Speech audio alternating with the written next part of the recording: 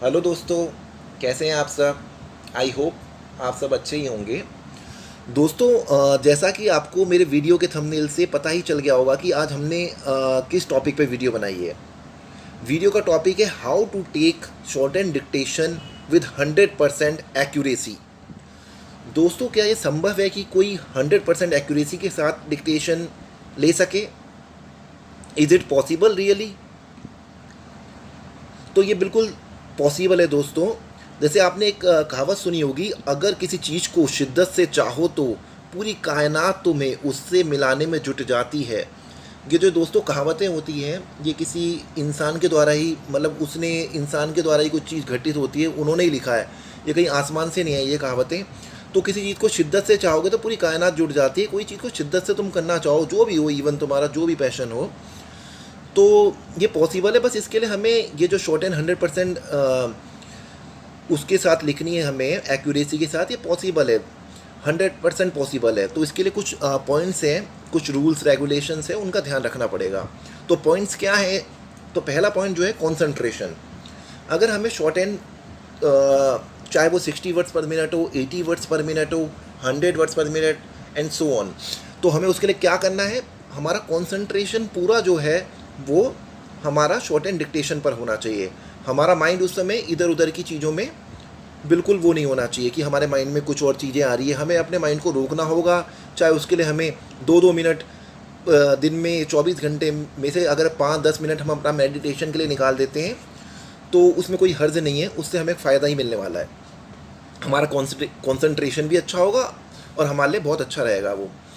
तो उससे हमें 100% एक्यूरेसी पाने के लिए हमें पूरा सहयोग मिलेगा। कंसंट्रेशन पूरा हमारा उसमें होना चाहिए, फोकस पूरा डिक्टेशन पे होना चाहिए जब डिक्टेशन दी जा रही हो। दूसरा पॉइंट हमारा जो है वो है डिफ़िकल्ट वर्ड। अगर कोई डिफ़िकल्ट वर्ड डिक्टेशन के बीच में आते हैं तो हमें उन डिफ़िकल्ट वर्डों को क्या करना है, जो जिनसे हम फैमिलियर नहीं हैं, अनफैमिलियर हैं, जिनको हमने कभी सुना ना हो, पहले आउटलाइन हमें ना आती हो, तो उन डिफ़िकल्ट वर्ड्स का हमें क्या करना है, उनको स्किप करते हुए चलना है। क्योंकि पूरी डिक्टेशन में ऐसे 5 to 10 वर्ड्स होंगे टोटल। उनको बनाने के चक्कर में बच्चे क्या करते हैं, उनको बनाने के चक्कर में आगे का पूरा लाइन मिस कर देते हैं, मतलब पूरा एक तरीके से डिमोरलाइज हो जाते हैं और गिव अप कर देते हैं। पूरा पेपर उनका स्किल टेस्ट बर्बाद जाता है। तो हमें डिफ़िकल्ट वर्ड्स को छोड़ते हुए आगे बढ़ना है, क्योंकि डिफ़िकल्ट वर्ड 5 to 10 आते हैं, उनको छोड़ते हुए चलना है। तीसरा पॉइंट हमारा जो है, हमें जो भी डिक्टेशन दी जा रही है, जो भी टीचर है तो हमारा, या फिर जो भी इन्विजिलेटर है, जो भी हमें डिक्टेट कर रहा है, तो वो जो भी डिक्टेशन हमें दे रहा है, साथ के साथ हमें मन में वर्ड टू वर्ड हमें भी बोलना है, लिखते लिखते हमें भी बोलना है। जैसे मिस्टर डेप्यूटी चेयरमैन बोल, आई वुड लाइक टू, ऐसा कुछ करके है, तो मन में हमें बोलना है। आउटलाइन बनाते बनाते एक एक वर्ड टू वर्ड बोलना है, क्योंकि जिससे आगे वो कुछ फ्लक्चुएशंस आती है डिक्टेशन के बीच में, तो हम उसको कवर अप कर सकें। कुछ फ्लक्चुएशंस आती हैं जैसे, तो उस केस में अगर हमारे दिमाग में आगे तक का सेंटेंस होगा, अगर हम थोड़ा पीछे भी चल रहे हैं, तो हमारा कोई भी एक सिंगल वर्ड भी मिस नहीं होगा। पूरी डिक्टेशन ख़त्म होने तक हमें रिपीट करते रहना है, उसके पीछे पीछे बोलना है, और पूरी डिक्टेशन ऐसे हमें ख़त्म करनी है। ड्यूरिंग फ्लक्चुएशंस ये बहुत फ़ायदा पहुंचाने वाला है आपको, और 100% एक्यूरेसी के साथ आप लिख पाएंगे तभी। तो दोस्तों, ये तो हो गया कि ये तो हो गए पॉइंट्स जिनको हमें ध्यान में रखना है। इसके अलावा मैंने एक वीडियो बना रखी है, डेमो वीडियो, इन्हीं पॉइंट्सों को ध्यान में रखते हुए।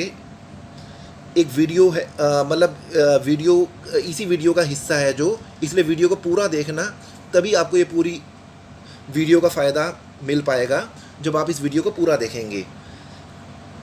80 वर्ड्स पर मिनट की स्पीड से मैंने कुछ इन्हीं पॉइंट्स को ध्यान में रखते हुए डिक्टेशन लिखी है आपको समझाने के लिए।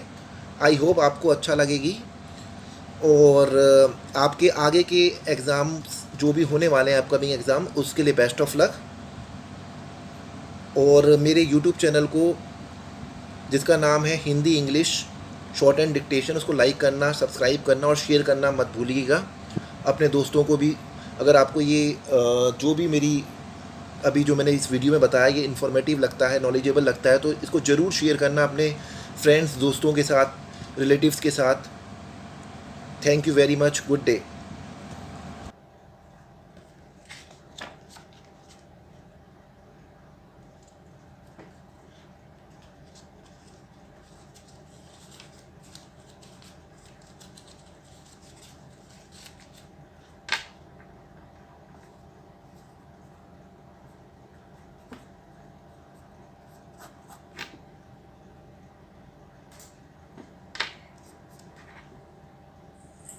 Ready, start. Mr. Vice Chairman, sir, it was felt for a long time that the Limitation Act of 1908, which had certain amendments, deserved reconsideration in all its aspects. With this object in view, not only regarding this act but regarding all the acts that are at present in force after independence, we appointed a law commission to revise all our laws. Sir, the Law Commission went into this matter in very great detail and referring to certain basic principles that have been adopted and certain amendments that have been suggested by the Commission of Revision appointed in the United Kingdom. They have gone through the whole enactment and suggested certain modifications not only in sections but also in articles.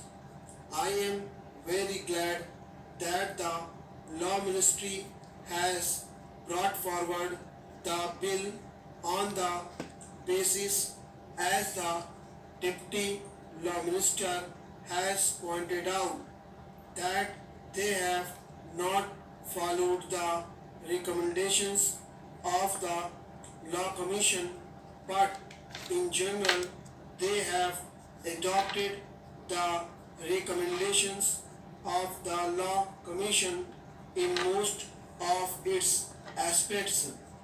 Sir, as this matter